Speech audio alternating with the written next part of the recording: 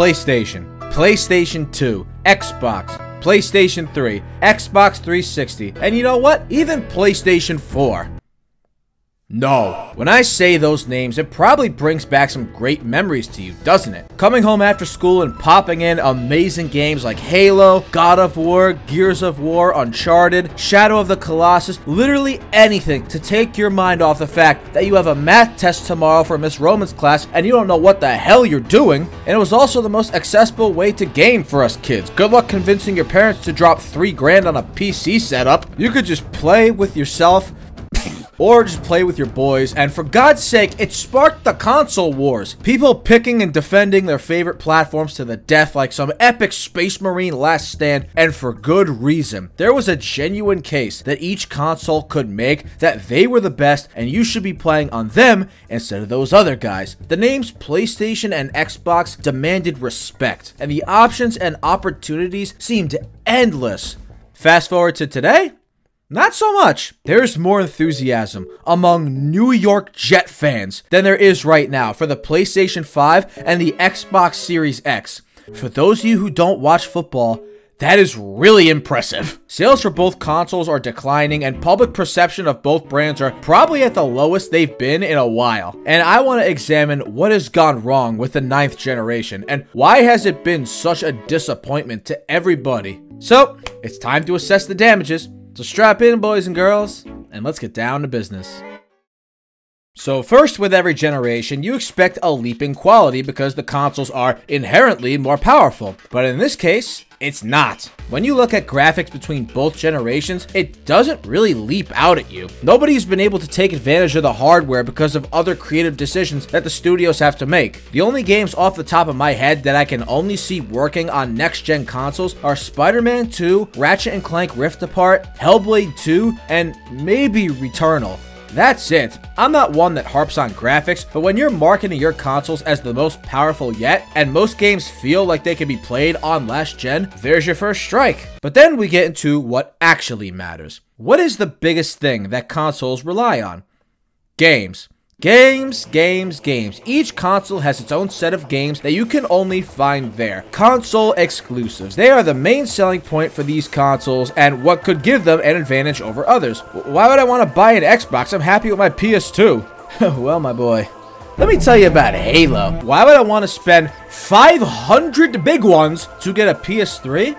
Well, you want to turn Poseidon into a f***ing meatball? After the gigantic debacle with the Wii U, and Nintendo feeling like they're at the end of their run, the Switch comes out, and guess what's marketed right alongside it? Breath of the Wild, which turns out is a masterpiece. Oh, wait, and there's a new Mario game coming out later this year too? And all the early reviews are saying it's the best ever? Well, bake me a cake, you blonde bombshell, because I'm gonna buy me a Switch. Now, personally, I have amazing parents, so when I asked for a console for my birthday or Christmas, they would get it for me. So I had every system and every game to play growing up. But if you're an average person with only a certain amount of disposable income, you're only gonna buy one console. And whichever one you buy is determined by what games each one has, not the technical specs or what entertainment features come with it. TV and movies? TV. Oh my God, who the hell cares? Basically, the games are what sell the console. So where the fuck is everyone? It's been no secret that this generation has been sorely lacking in new and exciting games. It's become a meme at this point that the PS5 is just the remaster machine and Xbox doesn't make new games, they buy them. It's been laughable just how little output there has been in the now 4 years that these consoles have been out. Let's start with PlayStation because they're the ones that have gotten the most of these complaints. Since the launch of the PS5, there have been 21 PlayStation exclusive games. But of those 21, 8 have been remasters and remakes, 8 have been sequels, and only 5 have been new games. Sorry, I completely forgot about that very necessary Horizon Zero Dawn remaster and that LEGO Horizon game, which is just a retelling of Horizon Zero Dawn just in LEGO form, so that's technically just another remake? Who asked for this? It took until this year, 2024, to get 3 of these new games into that lineup. Astrobot, Stellar Blade, and Rise of the Ronin. Both of those last 2 I have reviews on, so go check them out. But even then, those last 2 aren't IPs that Sony created. They were licensed, which means the only new IPs that have come out for the PS5 are Returnal, Destruction All-Stars, and Astrobot. All 3 of those, in some way, arrived with the PS5 launch, even though it took until now to get a full Astrobot game. And by the way, Destruction All-Stars performed so bad that they got bought by another studio before PlayStation could shut them down. So, right now, you got 2 new IPs. You see my point here? You haven't done nothing. Compare this to the PS4 generation, where you had the release of new IPs like Spider-Man, Horizon, Ghost of Tsushima, Days Gone, Death Stranding, Until Dawn. God of War got rebranded into a completely different game. That's not even mentioning licensed games like the Big Daddy himself, Bloodborne, and it's stayed there ever since. So all of that compared to only 2 that have been launched for the PS5 that are still alive and kicking. That is pathetic. That's not even bringing up the exclusivity deal that they had with Square Enix to get all new Final Fantasy games on PlayStation. But that was ended earlier this year because Square Enix wasn't making enough money on it. Final Fantasy is not making enough money on your platform. That says everything. There's also the problem that a good amount of these new releases are being launched on last gen too. And obviously this was a decision made earlier in the generation because we were in a pandemic, money was tight, and nobody could find a PS5. Thank you, scalpers. But only recently have they actually made a push to make everything PS5 exclusive. As of this moment, the new PS5 exclusive games available are Returnal, Astrobot, Spider-Man 2, Ratchet & Clank Rift Apart, Rise of the Ronin, Destruction All-Stars, Helldivers 2, and Stellar Blade. 4 of those games released in just this year alone. What do you need to do to play the critical darling, the flagship title of PlayStation, God of War? What do you need to do to play if you own a PS4?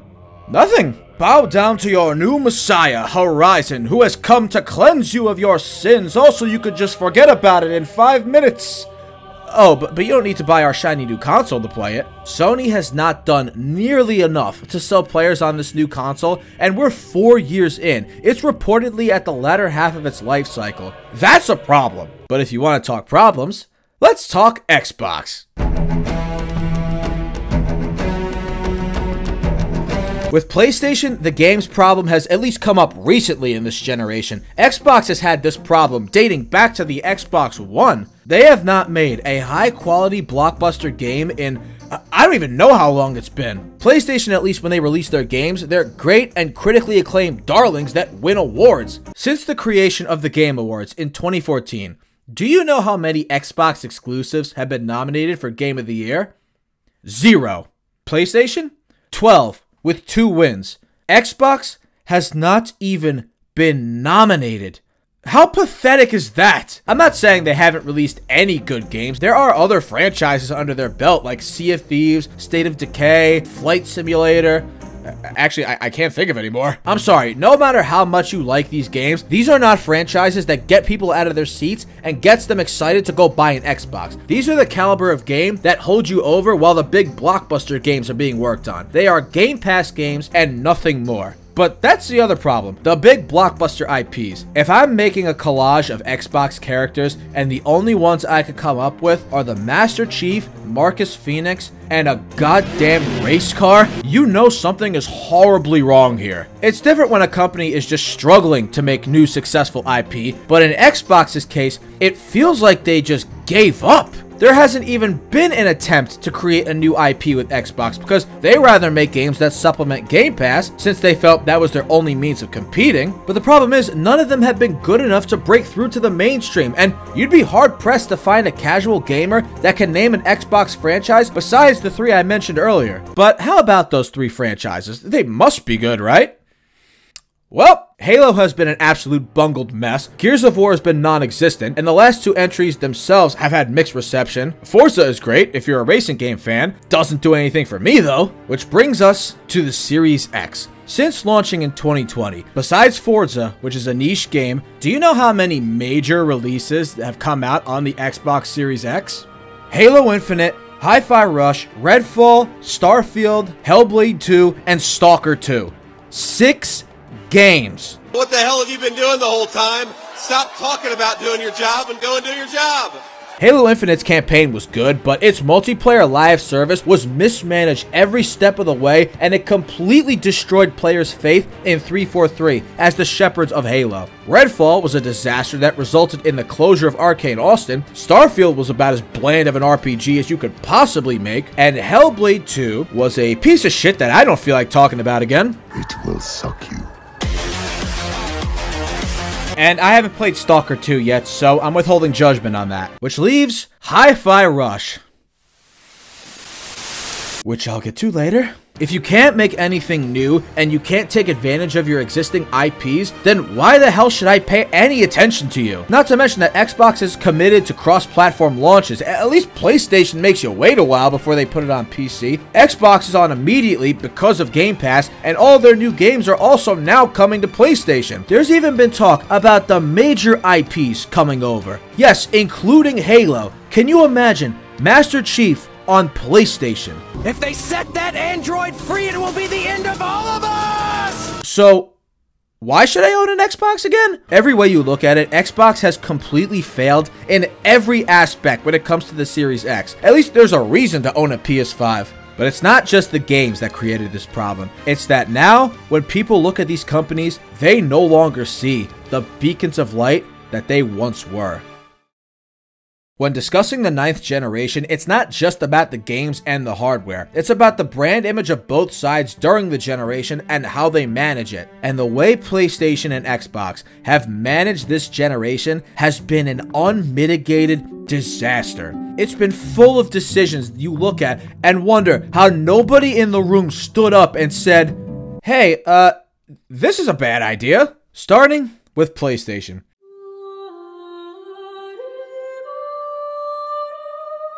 Everything in the PS4 generation was going great. They were dominating. All-time great games were being churned out left and right. Nobody could stop them. And then a little strange man walked through the door and took over as CEO. A man by the name of Jim Ryan. He took one look at the live service craze that had been taking over the industry, and he said, I want one.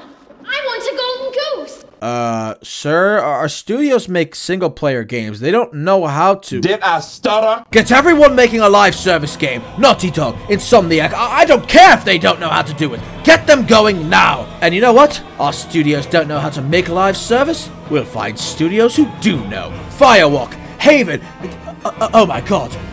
Is that Bungie I see on the horizon? I love Destiny. Hey, Bungie, come join our family. How does $3 billion sound? Herman, give them the bag. Yeah, that's another thing. Money was no object for Jim Ryan. During his tenure, and even a little bit before that, PlayStation had spent, at this point, billions and billions of dollars between game development and studio acquisition. When people talk about how the AAA game development costs are unsustainable, a lot of it can point back to PlayStation and just how much money they've been spending. Mind you, for less output. Just listen to some of these game costs. God of War Ragnarok, $200 million. Horizon Forbidden West, $212 million. The Last of Us Part 2, $220 million. Spider-Man 2, $300 million.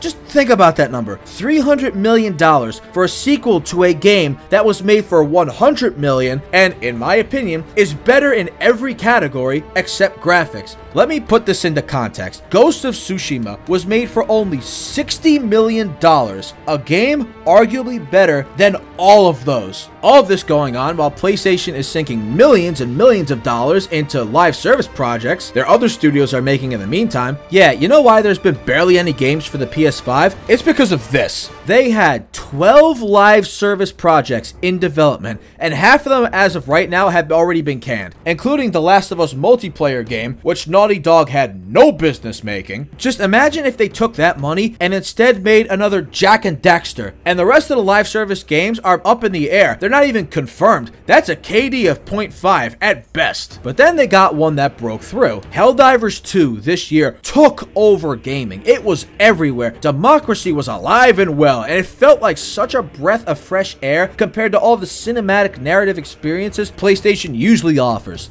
And what happened? Sony decided to get involved and slap the PSN requirement on the game so nobody on PC could play it unless they had it. And certain countries that didn't support PSN were just completely cut off from it, including Ukraine, Lithuania, all of Africa. Jesus Christ. Why?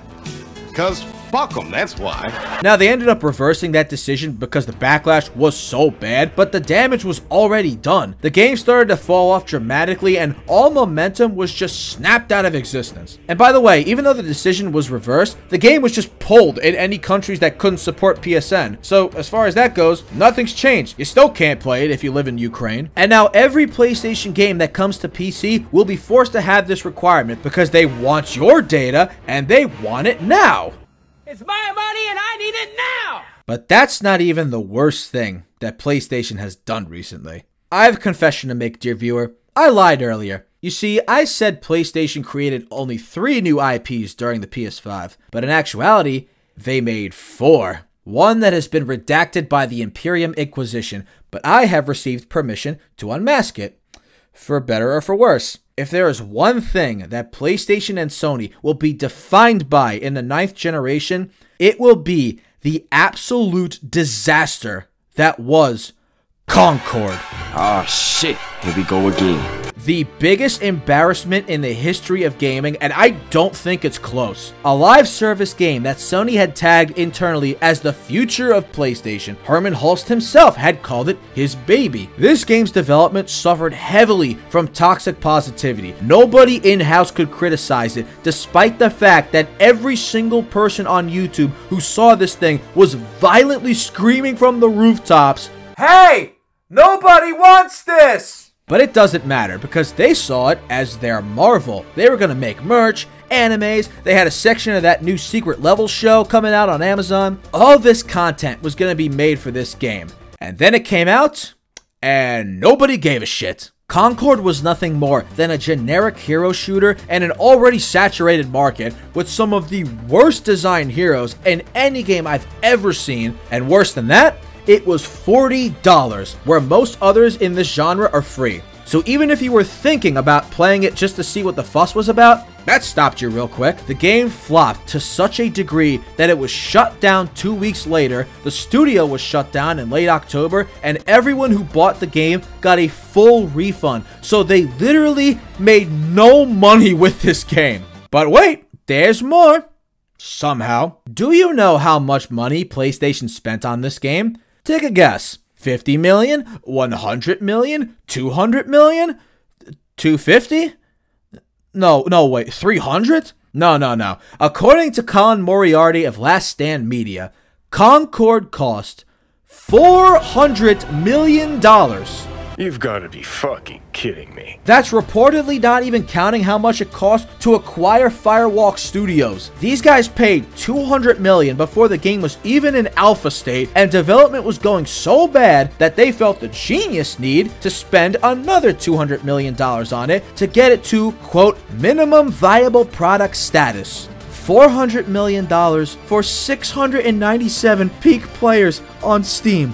You guys are fucking idiots! There was no better indicator to players that PlayStation was severely out of touch because everyone who saw Concord thought the exact same thing, except PlayStation. And they still have Fair Games and Marathon, 2 other live service games coming out, and I'm sure that's gonna go well. Too much money and too much power is held by just a few people. All this money spent for nothing, and it's no coincidence that Jim Ryan retires right before this comes out, and right before Sony CFO Hiroki Totoki comes in, does a financial analysis of PlayStation, and immediately wants to jump out a window. So it's no surprise that the PS5 Pro is $700, and you have to buy both the disc drive and the stand separately. This is the Concord tax, and you motherfuckers are gonna pay for it. As of this moment, because there's still time, the 9th generation for PlayStation will be defined by self-sabotage and being disconnected from their fanbase to an extreme extent. But if you think that's bad, Xbox would like a word. Allow me to reintroduce myself. good thing for Xbox is that they were already at a pretty low point after getting bodied in the Xbox One era, so it's not like PlayStation where they were riding high and then stumbled really bad. There wasn't really a lot of room to fall. Nah, I'm just kidding. They got way worse. What makes Xbox's situation so much worse is that they lost something even more important than good games. They lost faith. Faith in the Xbox brand is at the lowest it has ever been. With PlayStation, at least when they put out a single-player game, you know it's gonna be good. With Xbox, you can't even count on that anymore. I mentioned earlier how they can't seem to make a good high-quality game or even oversee high-quality games, and after a while, it doesn't matter how many amazing game showcases they have. When it comes time to produce results, they haven't been able to do it. Couple that with nothing short of just incompetence across the board. Nobody in Xbox leadership knows what the hell they're doing. And they're also headed up by the biggest loser I've ever seen, Phil Spencer. I call him a loser because he literally said in that kind of funny interview that it doesn't matter if Xbox makes good games, they can't compete with the other platforms. Oh, I smell bitch in here. I've said it before and I'll say it again. Xbox is run by idiots. They can't identify talent, they mismanage their teams. Why in God's name is a racing developer working on an RPG? They apparently have no idea what's happening inside their studios. Also, whoever the head of marketing is at Xbox should consider becoming a politician, because at least stealing money is in the job description. Just the name alone, Xbox Series X, is bad, but this after you already had the Xbox One X and the Xbox One S. And both X and S already sound kind of the same. Nobody thought this would be confusing to the average person? This is branding 101, guys. And also, when I'm on your website, why is it that I have to dig to find exclusive Xbox Series X franchises? Yeah, I have to know PlayStation has this on their website. Why don't you have it here? To at least give people a reason to buy a Series X? And you know, it's always a great day when games like Inotria contact you to try to get certification to launch on Xbox, but they can't because nobody at Xbox responded to their email. Why is everyone so fucking stupid? And can you guys tell me when you decided to stop promoting your games? You know Stalker 2 came out a few days ago, right? I completely forgot it was coming out this week because I never saw any promotion for it. This is one of the 6 Xbox exclusive games you've released, and I never saw one advertisement for it. And don't you have Indiana Jones releasing in like 2 weeks? Where are all the ads? TV? YouTube? This is a respectable IP. You'd think they'd be hammering it before the holidays. What are you guys, sleeping over there? But when it comes to identifying talent, you know they bought Bethesda, right? But somehow disregarded the fact that everything Bethesda has done since Fallout 4 has been a disaster. A company that refuses to accept criticism and keeps stumbling over itself. How do you guys break a Fallout 4 remaster? It came out 9 years ago! I know that Redfall and Starfield were in development long before Xbox acquired Bethesda, but you attach yourself to this brand that makes mistake after mistake every point. You have to live with these mistakes. And so far, these mistakes are not outweighing the benefits, because you have not gotten any wins so far. Talk about losing faith in a company. How could you play Starfield Shattered Space and have any hope that Elder Scrolls 6 is going to be good? Especially at this point, when all exclusive games on Xbox seemingly can't get past 30 FPS, because we have to make games that also work on Series S, and if you want a high quality game on it, it might explode. It really undercuts the whole world's most powerful console mantra. It's why famously Larian had to work out a deal with Xbox to launch Baldur's Gate 3 on Series X with split screen, but no split screen on Series S because it couldn't handle it. A reminder, it's 2024, and nobody thought of that when they made the decision to make the Series S. Everywhere you look, it's a shit show. But then you get a bright light. A bright light called Hi-Fi Rush. Hi-Fi Rush was the best Xbox game in years on the platform. It was a shot in the arm the brand desperately needed from a studio in a country that they had been trying to break into. Everything was set up perfectly. It wasn't nominated for Game of the Year, mainly because 2023 was so stacked, but it didn't win others. And if there was any Xbox exclusive that could have been nominated for Game of the Year, this was the game. But this is the console wars. Sony is not gonna outdo us in any way. No.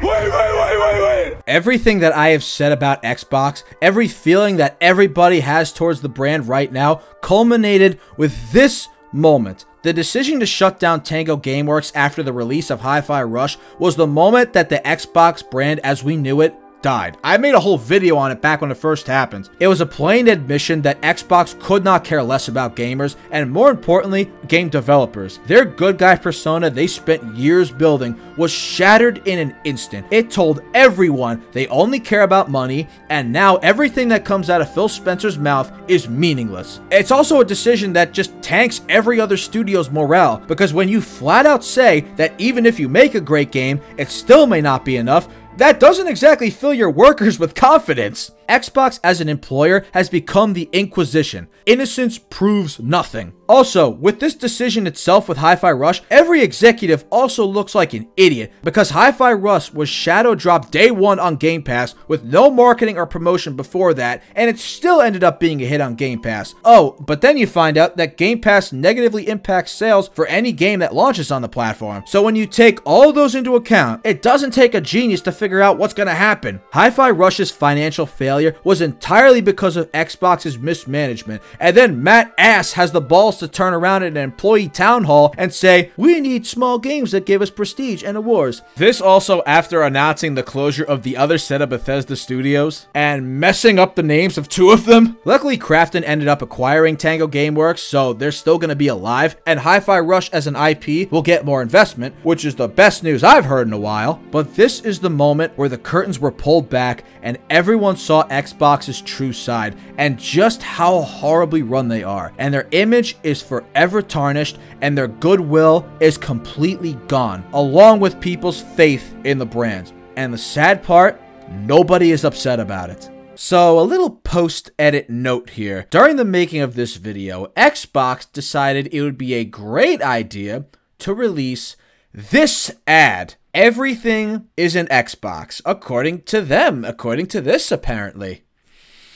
So, not only have you not given people a reason to buy an Xbox, you've given them a reason to not buy an Xbox.